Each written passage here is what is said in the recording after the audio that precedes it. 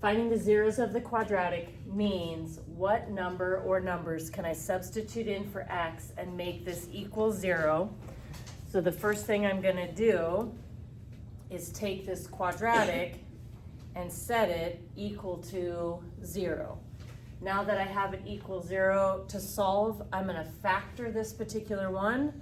You can factor this whatever method you like. I'm going to use this big X where I take the numbers that are in the front and the back, the 1 and the negative 33, multiply them together and write that right there. So 1 multiplied by negative 33 is negative 33. Take the number in the middle, shove that straight down. So put the 8 down here.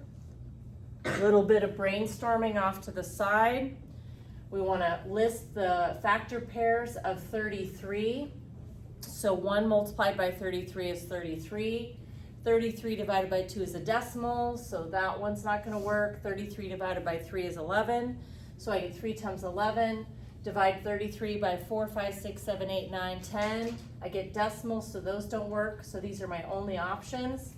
So returning to this, I want two numbers to multiply to get negative 33. The only way that can happen is to have one number positive and the other one negative. If it's going to add up to positive 8, I need more positives than negatives. So I'm going to end up using negative 3 and positive 11.